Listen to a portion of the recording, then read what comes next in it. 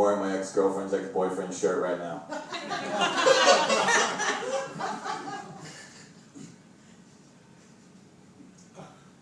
I ate magic mushrooms last night. I was going to eat them at this concert on Friday, but then I went to a late night open mic here. I didn't do so well, so I was like, you know what, I should eat these right now. Usually takes me about an hour to get home from that mic. I got home 4 hours later, tripping in a very overwhelmingly uncomfortable way. I opened the door to my apartment, and my cat comes running at me. And she's being like extra affectionate and purring, and I picked her up and I was like, oh my God, she can sense that I'm having a bad trip and she's trying to heal me. And I thought, wait a minute, what if she's always this affectionate and I just take her for granted because I'm a selfish human being? And in fact, all human beings are selfish, and we always put ourselves above nature, even though every animal on the planet has the same capacity for love, compassion, and virtue as we do, and really we all exist as part of the same macroorganism that is the planet Earth. Woo! But then I realized, wait a minute, I don't even own a cat! I've been petting an old flip-flop for like half an hour.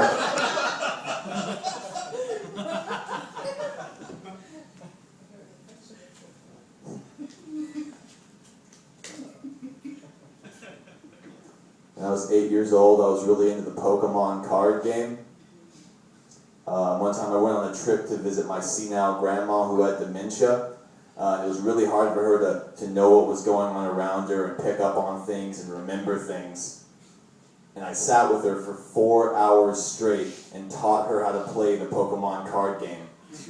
And she kept forgetting the rules, so I would go over the same rules over and over and over and over and over again for 4 hours. Later in the night, my parents pulled me aside and they're like, look, we're really proud of you for having so much patience with your grandma. Not a lot of kids would do that. And I was like, wait, you mean I didn't have to do that? What would a normal kid do? Just tell her to fuck off and go play video games? That would have been great. I have a lot of learning disabilities. Thank you, that's weird. But basically I just spell shit wrong all the time. When I was in 8th grade, we had to write a paper about somebody that we admired. And I was in the movie 8 Mile at the time. So I wrote my paper about Eminem. Emergency teacher-parent conference is what that led to, guys. Because apparently the word rapper has 2 P's in it.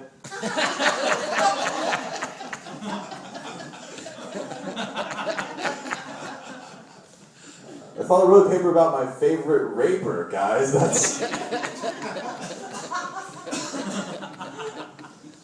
Like, I understand the concern of an 8th grader writing about rape. Like, that's a problem. But it didn't make sense within the context of the paper. Like, I talk about him using his freestyle rape skills to compete in underground rape battles against rival rapers. Like, there's a rape competition going on out there.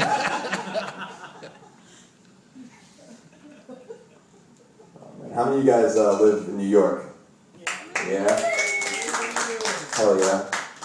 I love living here, man. I think my favorite part about living in New York is that there's no stigma for riding public transportation. Right? Like, I can just take a girl home on the bus and no one's gonna judge me. It's the shit, man. Like, it's not like that in the rest of the country. Not at all. Like, I lived in Virginia for a year, and people in Virginia just fear the bus. That's how it works there. Like, I told this girl I was gonna take a bus to the beach. She's like, oh my God, I would never ride the bus. I'm afraid I'd get kidnapped. Like, how the fuck do you kidnap somebody on a bus? Throw a bag over their head and ring the bell? I don't...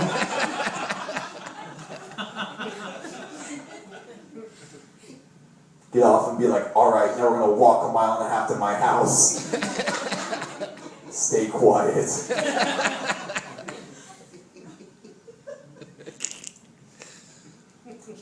started listening to dubstep music. I don't know how or why that happened. But it's weird because dubstep is just like electronic music. Like there's not really any vocals or lyrics to it, but I'll still manage to get dubstep songs stuck in my head. So I'm just walking around all day singing random noises. Go ba, go be go ba, go ba, go be go ba, go ba, go be go ba, go ba, go be go ba,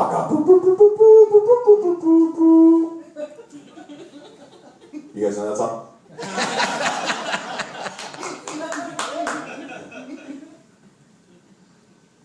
I did coke on a yacht. Nice. Neither of which were mine, by the way. Not my coke or my yacht. Never. I was hooking up with this girl who works in the fashion industry. She just had like these ridiculously rich friends. Like the guy whose yacht it was the CEO of an oil company in Afghanistan.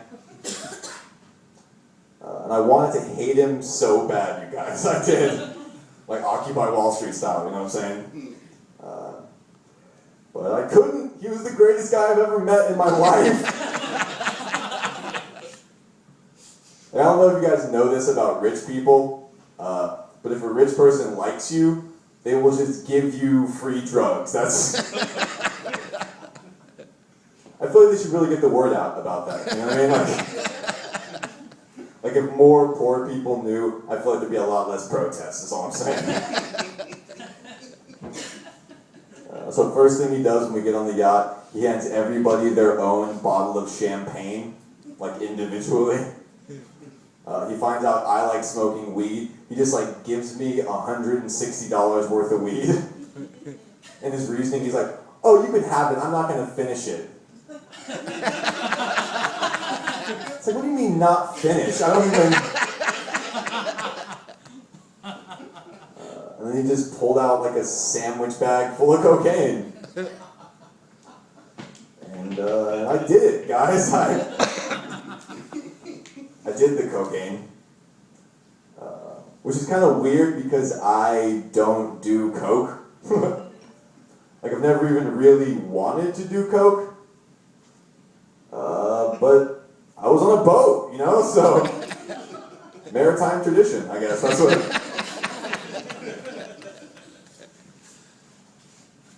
Also, I think the main reason though that I did the coke is because the guy that owned the boat had an English accent. You know what I mean? Like, I totally get where you ladies are coming from. That shit is seductive. Like, he had given the coke a quirky English nickname. He kept calling it Chang. I feel like if it was an American dude, like, "Hey man, you want to go do some blow?" I'd be like, "Nah, I'm good," you know? But this guy's like, "Alright then, about time for another line of Chang then, isn't it?" Yes, it is! Let's Chang it up!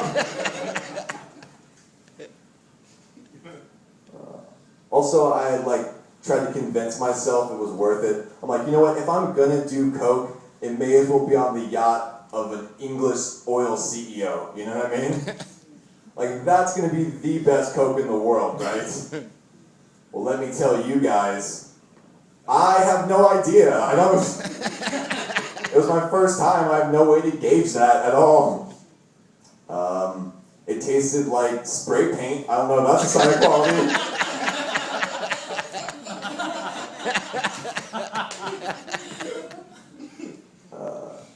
I did not like it. Did not enjoy the cocaine. In fact, I disliked it so much, I immediately wanted to do way more. So, I think my favorite part about this joke is when I say it, there's always a couple people my age that look really concerned, and there's like 5 or 6 people that grew up in the 80s who are laughing their asses off. All right, good night, guys.